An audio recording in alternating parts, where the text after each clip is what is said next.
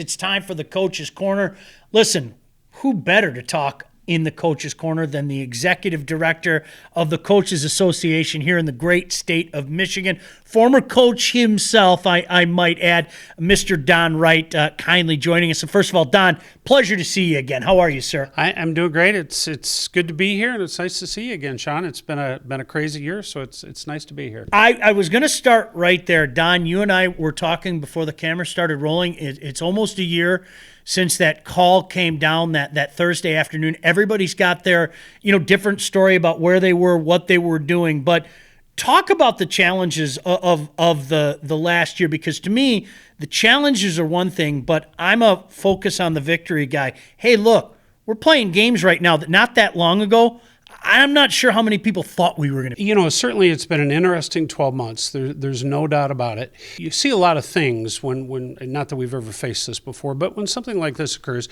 you see people handle everything a little bit different. And I think the important thing has been to focus on the things that we could actually control, because there's so many things that were out of our control, so many things that people worry about that maybe they needed to or didn't need to or whatever. So there's all of those things. I think Mark Ewell and Cody Inglis have done a great job in staying focused.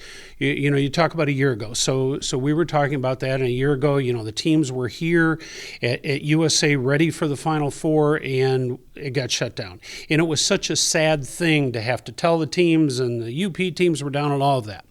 So I think the MHSA, they didn't have spring sports last year. They have been passionate about finding ways for sports to still happen, because and I'm in total agreement, not just about hockey, but I think our student athletes, we need sports. I think it's a great thing, especially with the shutdown in so many ways. It is something that the players need in their lives. So it's a good thing. And I think the MHSA has done a great job staying focused on it. One of the really positive things, and there's lots of negatives, but one of the positive things that I think has been great in our state is the relationship between the Michigan Amateur Hockey Association, George Atkinson, the president, and the MHSA, because they have been talking on a very regular basis, working together to make it so they were consistent with each other, to give information with each other, to try to help all hockey players in our state. And so there's a lot of negative things that people can see, but there's been some really good things that have come out of stuff as well. And so I think over the last 12 months, certainly it was frustrating for coaches, frustrating for players, families, and whatnot when we got started in the fall, in November. Then we're up for a couple weeks. The next day we're supposed to play our first game, get shut down. Then we think we're going to get back up. All of that occurred, but I think based on everything that the MHSA was doing in our conversations, I felt very confident we were going to have it. It just was a question of when. There's been a lot of bumps, and there's a lot of things that we're having to do, but at the end of the day, the players are on the ice right now, and that's really exciting. No doubt about that. One of the exciting things, of course, the best time of the year is coming up, of course, the playoffs. And for people out there, you've probably already seen it. If not, we're going to let the guy that knows best about it perhaps explain what is going on, something that has been talked about for so many years, Don. I know it's been a process for you. I know it's been a process for your president, your vice president, all the people on the board, but we've got some seeding in the playoffs. Explain to everybody how that's going to work, because I'll be honest with you, it's pretty cool to see it come out yesterday and see that number 1 seed and see that number 2 seed. But talk about the impetus for this change and what it may mean for this 2021 tournament. Sure. Well, so this seeding, I as you know, I was a longtime coach. It's talked about by coaches forever. They wanted seeding. And one of the things, we are high school sports. We're educational athletics. So it's never as simple, though I know as coaches, the hockey coaches, you just want to go, hey, we should do this, and love to it to happen. But it doesn't quite work that way, because there's a lot of other things that have to be looked at. Okay, it's not as simple. The schools, the superintendents, the athletic directors, the principals, the MHSA's involvement. There's a lot of parts to this. So this has been a process, and we've worked on it to get it to this point. So most people might look at it and they'll see things out in other parts of hockey or whatever, and see a certain ranking system and think, oh, that must be what high school's doing. Well, that isn't what we're doing. but we've worked a process that everybody could feel comfortable with doing it. So what we actually 2 years ago, we got the MHSAA, even though we didn't have seeding, we got the MHSAA to start ranking our teams. So even though it had no effect on anything, they were working the process to see how it looked and work any bugs out. For us to get this, we felt, as did they, that we really wanted it in the MHSAA's hands, that we wanted control and the MHSAA wanted control. Because if you used an outside source, what if all of a sudden they went out of business? What if anything like that? So we needed control, so we needed that piece to work, which took a little bit of time.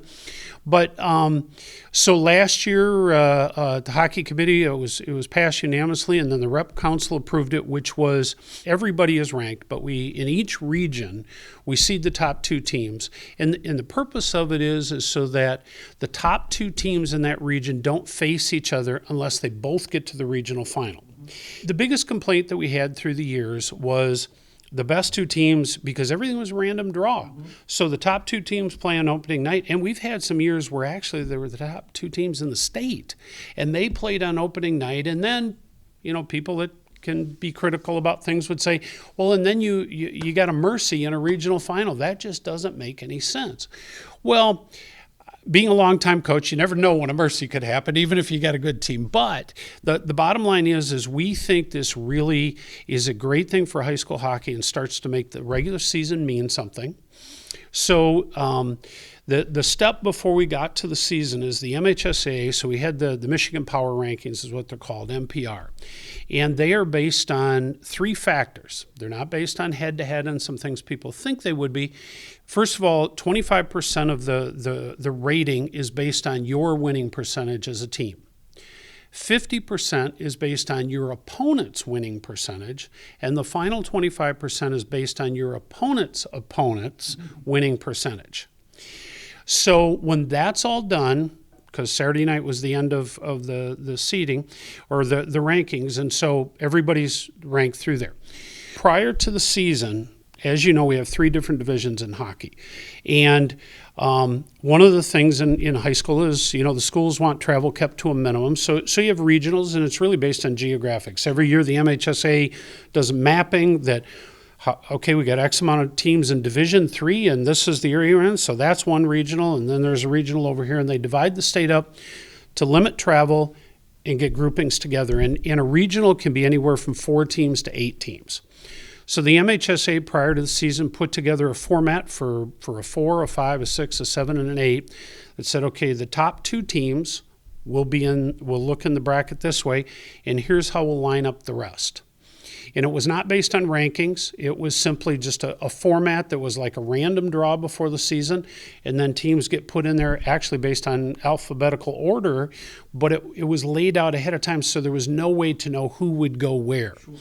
So underneath the top 2 seeds, it isn't like the number 1 seed plays the number 8 team. That might happen, but that's not how it's laid out. It's really about the first 2. So when you look at high school hockey and you look at the fact that, and it's one of the great things about sports, one of the great things you guys do is people get excited about, their team and how good they are and where they think they're at and all those things. And so this year, though, we've got some math to support it.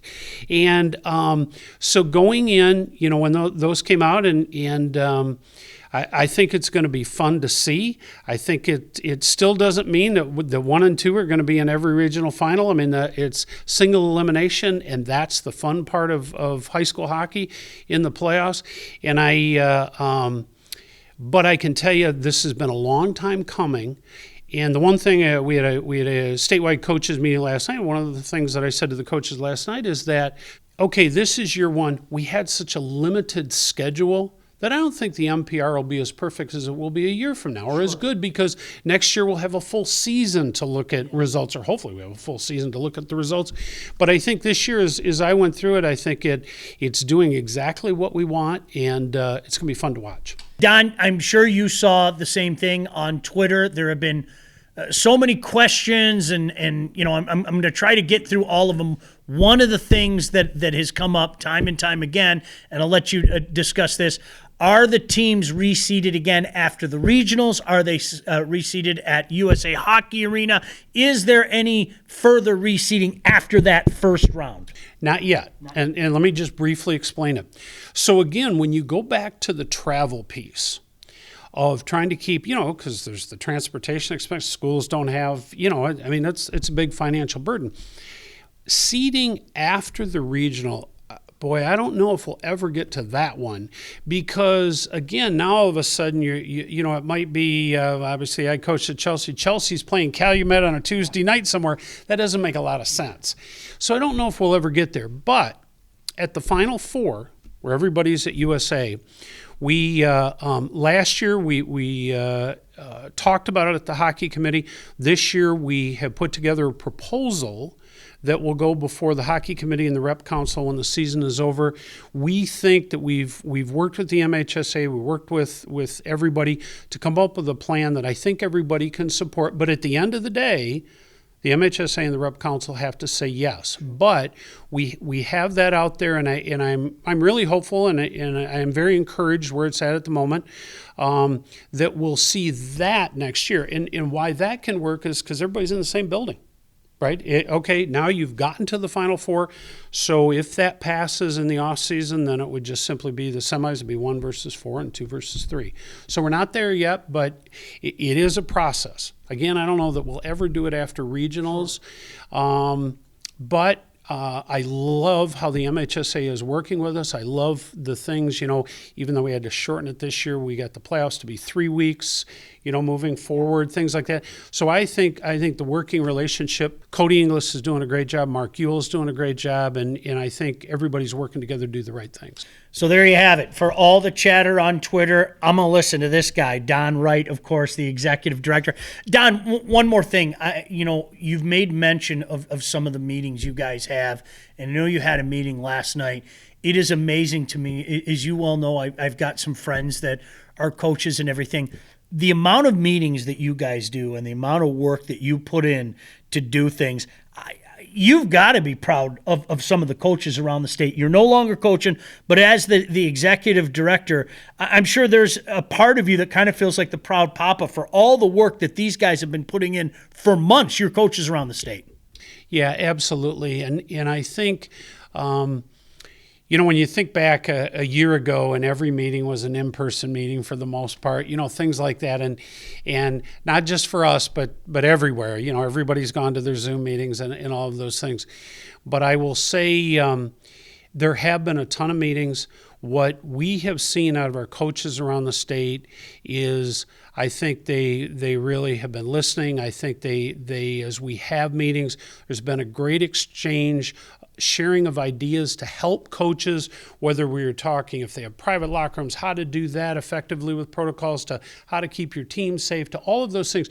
So there's been all of those meetings, and I think the coaches have really bought in. We've had, it's been amazing the amount of people on these meetings, and so I think that's really been good, and the feedback from around the state, the coaches have been very appreciative, and I think certainly they need the relationship with their athletic director in their school and those things. But I think all of those meetings have been really good. I think they've been helpful to give new ideas, and you have new coaches every year that not only have they not coached high school, they've never faced this, and so I'm really happy with what we've accomplished and the fact that we had to change how we do things. It's been good, and I think the coaches have been really happy with it. Outstanding. Well, it's not every day that we have an opportunity to have the executive director in here.